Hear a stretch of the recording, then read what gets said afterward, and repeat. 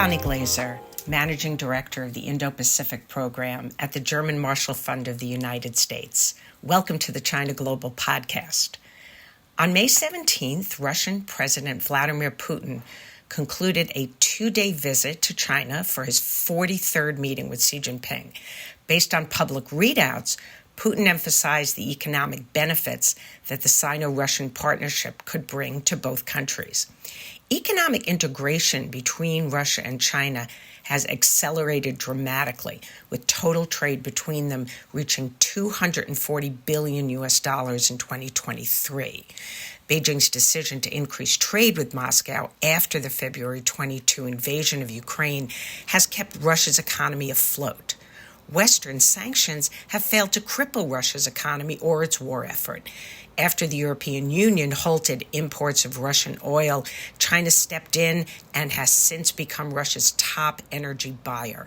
Moreover, China's become Russia's top goods supplier, having surged its sales of machine tools and microelectronics and other technology that Moscow uses to produce weaponry in its ongoing war with Ukraine.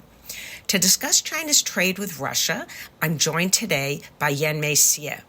Yanmei is a geopolitics analyst at Gavakal Research, where she analyzes the implications of rising geopolitical and geoeconomic risks on trade, investments, and supply chains. Yanmei recently published a terrific report on China's economic support for Russia, which was titled How China Keeps Russia in Business. Welcome to the China Global Podcast, Yanmei. Thank you, Bonnie. So when Western countries imposed the sanctions on Russia, they sought to punish Moscow for its illegal invasion of Ukraine and cripple its economy.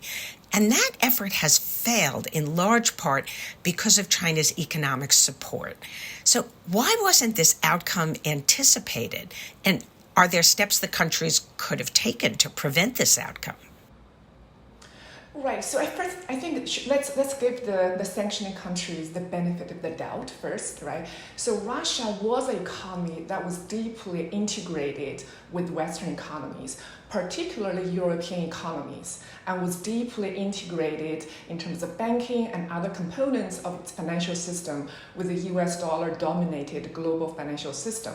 So there was cause for optimism that sort of, significantly unplugging Russia from the Western economy could cause serious damage. But I think a few things happened from there. One, we underestimated the depth and resilience of both the Russian economy and the Chinese economy, and especially when the two combined, right? Both were pretty sizable economies and have pretty complex industrial supply chains, as well as fairly developed military industrial complexes. Also, I think Western countries face and still face a number of economic and political constraints. One major constraint was that the US and some European countries were not willing to take Russian energy entirely out of the market for fear of supply and pricing disruption. When the Western countries are already facing surging inflation and associated political pressure, right? So they did not want an energy shock, they did not want a price shock. So subsequently, the U.S. Treasury designed this price cap scheme, which is clever, but it tries to achieve these conflicting goals of, one, maintain the Russia supply on the market, but two, reduce the Russian revenue from the supply. So these two contradictory goals are hard to maintain. Another political constraint was that, don't forget that some of the, our allies and friendly countries have continued to transact with Russia, right? India comes into my mind. Aside from China, India is a big Russian oil buyer, purchaser.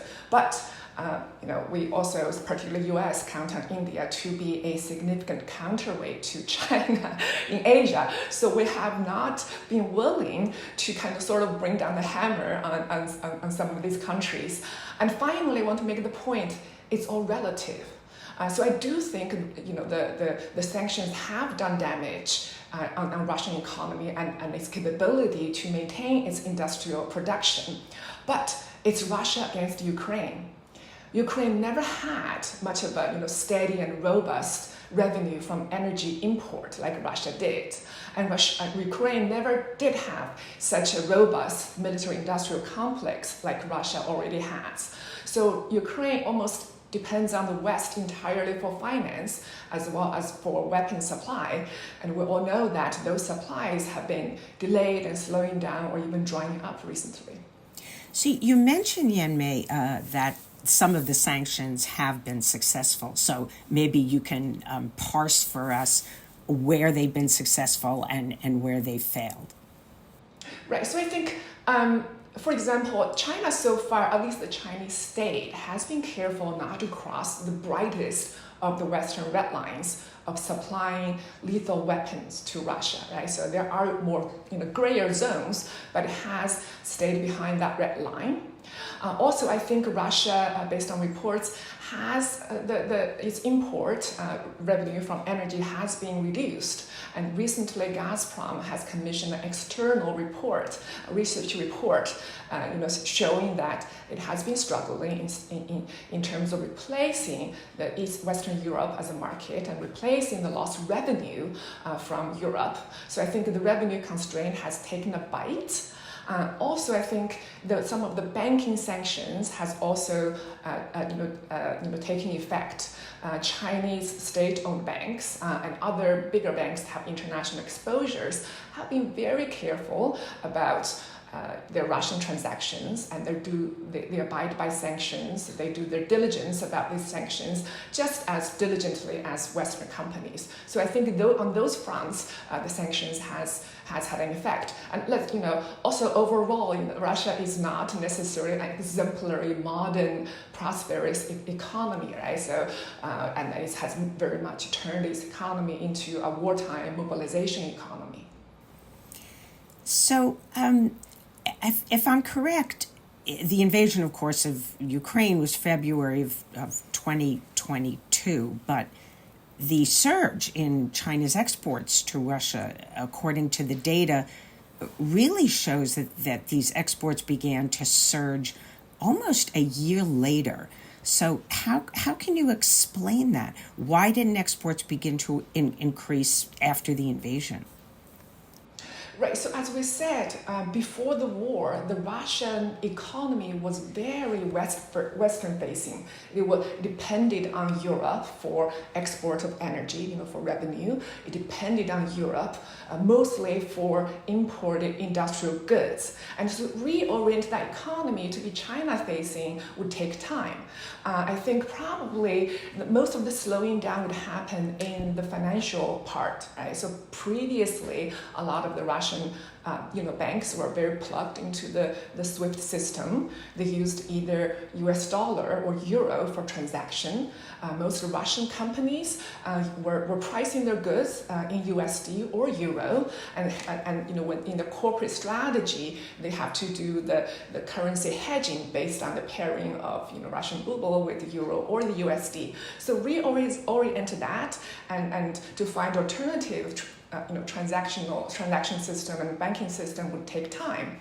On the other hand, I think the Chinese companies took a cautionary approach to begin with as well. So anecdotally, at the onset of the sanctions, we're hearing a lot of Chinese banks just stopped doing Russian transaction entirely. They wanted to take time to figure out where are the red lines they cannot cross, and how could they find alternative routes around, right? So that also took time.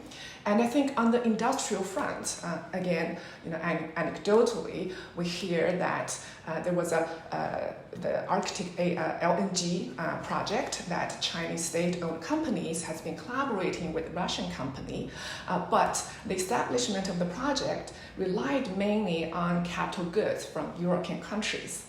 And because of the sanctions, they had to replace the European machinery with the Chinese machinery, and that took a few months as well. And in the meantime, the project was paused. So I think there were frictions, but it seems that after a few months, the Chinese and Russian companies and other entities were able to smooth things out. As you noted, the Chinese major banks were overexposed to the U.S. dollar, obviously didn't want to be subject to sanctions. But there have been these regional banks that have been facilitating the financial transactions with Russia.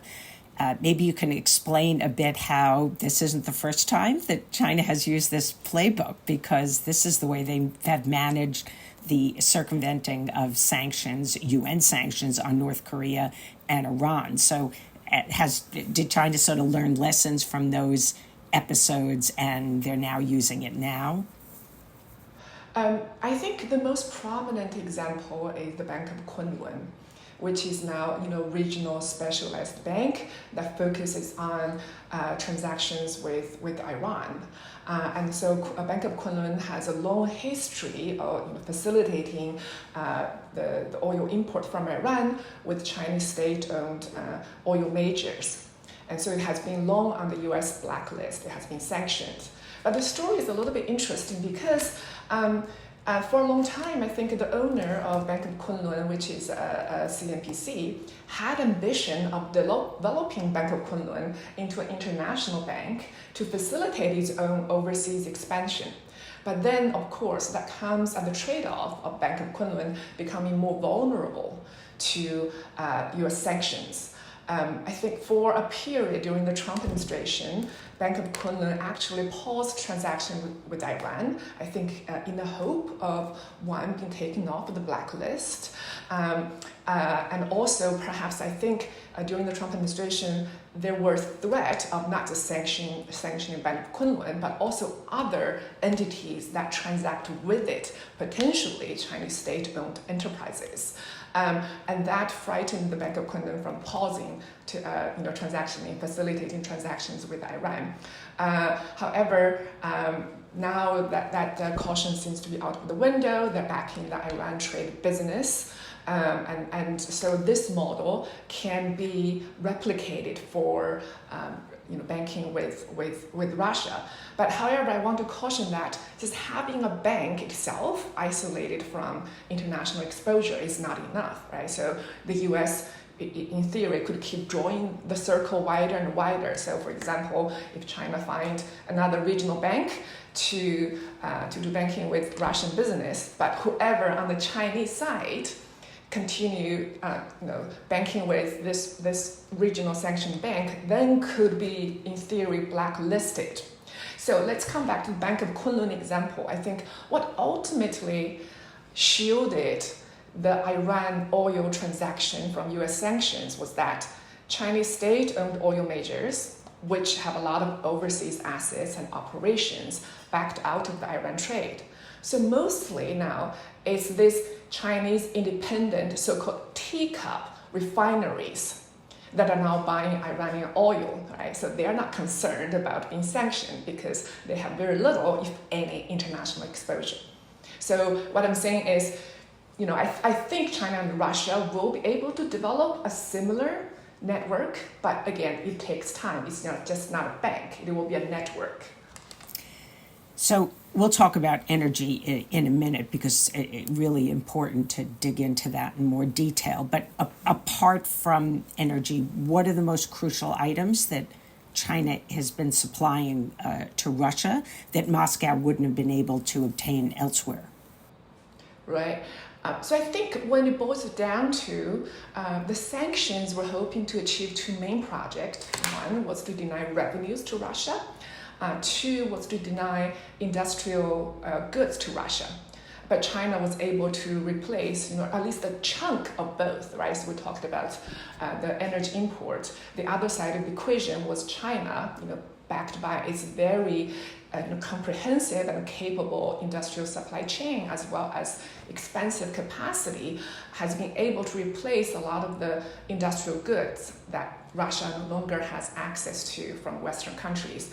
And these include consumer appliances, consumer electronics, cars. Now I think 80% or even more cars sold in Russia are Chinese, mobile phones, but then arguably more problematic dual-use goods such as navigational equipment, some aircraft components. And then there are also semiconductors, which has two components. Semiconductors supplied by Chinese companies, produced by Chinese companies, as well as semiconductors seems to have originating from Western countries that somehow has been transshipped via China to Russia. So digging into the energy piece, as you wrote in your paper, Russia's now China's biggest supplier of crude oil, second largest supplier of coal, third largest for natural gas. Before this, I think Saudi Arabia was the biggest supplier of energy to China. And I always thought that China did want to limit its vulnerability of the energy that was being supplied through water, through maritime shipments, and import more over land from Russia. But at the same time, I also always thought that China didn't want to be over-dependent on any one supplier, even Russia, which has had good relations with China for some time. But of course, that relationship has tightened a lot since the invasion of Ukraine. But I wanted to understand what the incentive is for China to have gone even further and really, I think, become more dependent on energy from Russia. And you make the argument that it isn't price. It isn't because it's cheap energy. So what is driving China in this decision to really capture the Russian energy market? Right. As you said, I think energy supply reliability is the primary incentive for China when it comes to purchasing Russian energy, right? So because a lot of the Russian gas, a lot of the coal and some of the oil travel via land rather than sea. So when China imports this energy from the sea, it transits through some of the troubled waters in the Middle East, right? Like the choke point of the Red Sea, which now are has been destabilized. And also, we have for years been hearing from China about this concern of this Malacca dilemma. Right? China has for years, going back to more than 10 years ago, concerned that most of its energy transits in Malacca Strait in Southeast Asia, which could be vulnerable in the case of a conflict to being choked off either by the US or Indian Navy. So they have always, for years, been trying to develop alternative supply routes, and Russia comes handy. But as you said, even with that, China is wary of being over-dependent on one supplier. Russia has for years been pushing China to develop the so-called Power of Siberia 2, which would allow Russia to open a pipeline from the oil field that previously supplied Eastern Europe and link it to China, right? But China, for years, more than 10 years, have said pretty much no to that project. That's because it would, with that new capacity, would push China's import of Russian natural gas to about 2/3 of overall import, and that's too much for Chinese policymakers, I think. And two, such a long, expensive pipeline would be very vulnerable to US sanctions, especially with the Nord Stream project as the cautionary precedent, right? So what I heard as rumor that Russia may entertain the idea of taking up all the cost and risk of building this line and connect it all the way to the Chinese border, and maybe Chinese leaders would then, that would tip their cost-benefit calculation and would get a yes from China, but that's just a speculation for now. Have the industrial policies pursued by the United States and its allies facilitated this increased trade between China and Russia? And if so, how has that worked in what industries? And is that a major factor or just a minor factor? I think overall, I don't see direct input from the Western industrial policy, the pushing up the sort of the U.S.-China trade. But I think arguably some of the export controls as well as now we're seeing the rising trade barriers. One are increasing kind of like the self-sufficiency drive in China, and so for China to expand its industrial capability, and also to look for alternative market, and Russia being one of them. And three, just kind of,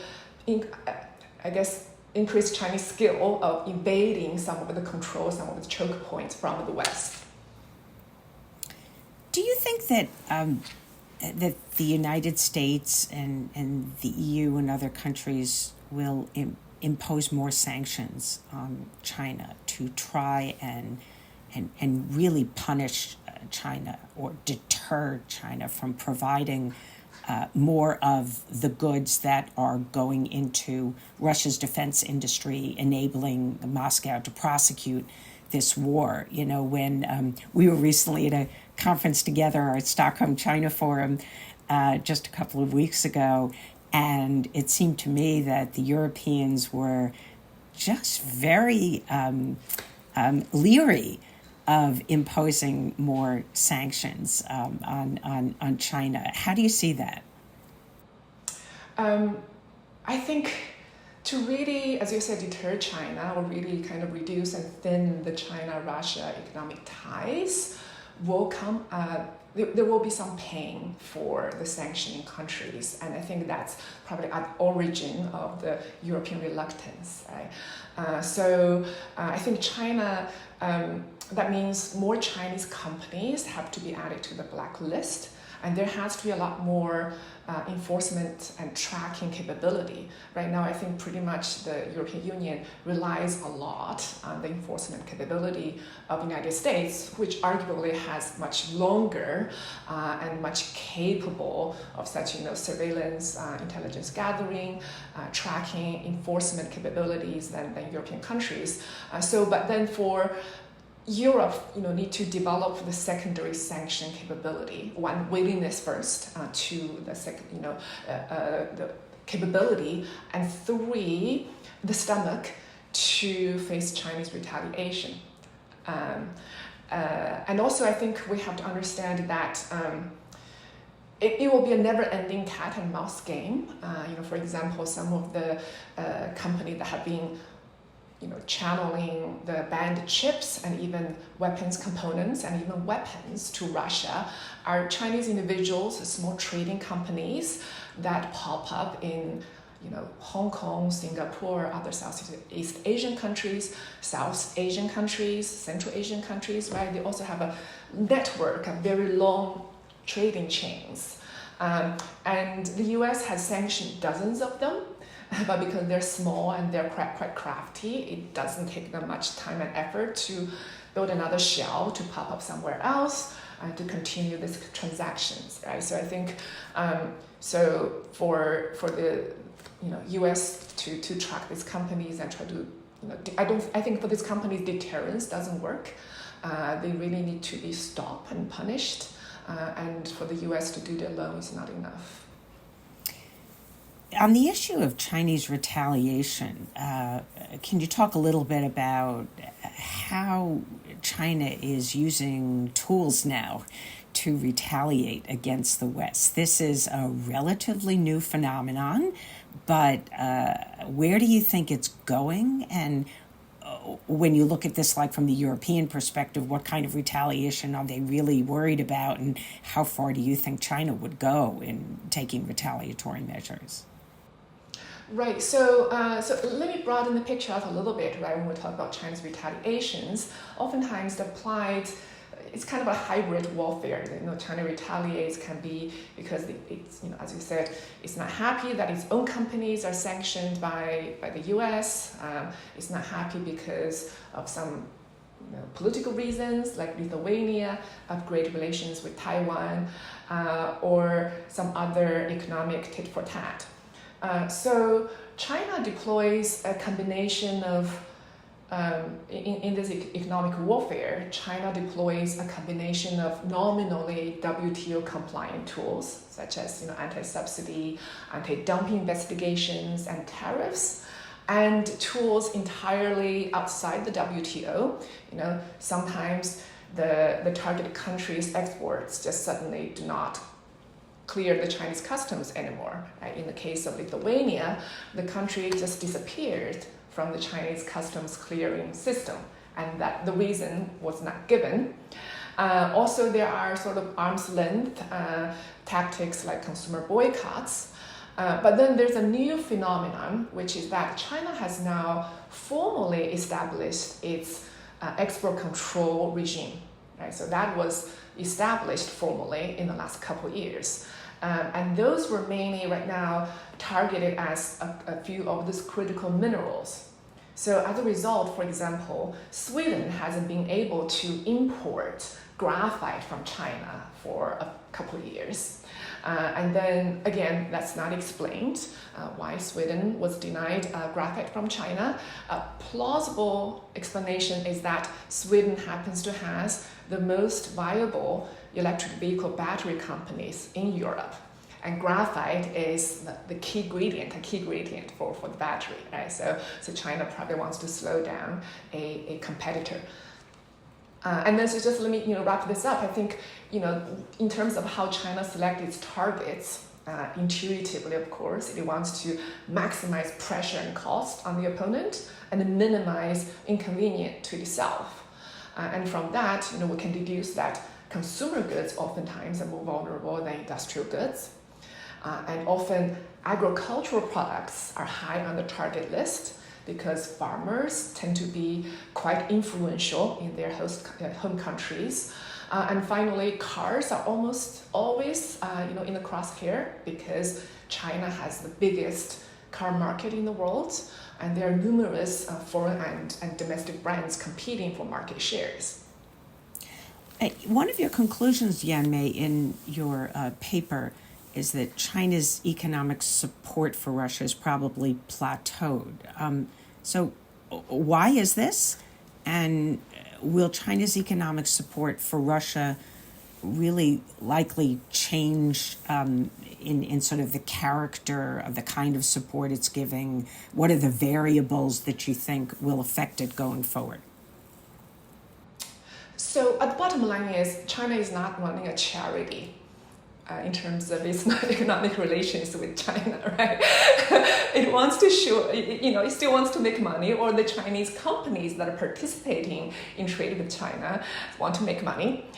So I think the Russian market probably has been saturated with Chinese goods, right? There are only so many Chinese mobile phones and cars that Russians can buy. Also, probably the purchasing power of Russia is plateauing, right? So there's only so much Russian energy that China and India can buy and provide Russia the revenue to then come around and purchase Chinese manufactured goods. So I think these combined probably means that we're seeing a plateauing of the bilateral trade. So thanks for joining us, Yanmei. Wonderful to speak to you today. Yanmei Xie is a geopolitics analyst at Gavakal Research, and she is based in Barcelona, Spain, where she gets to enjoy the beautiful city and the fantastic food. Thanks for joining us. Thank you for having me, Bonnie.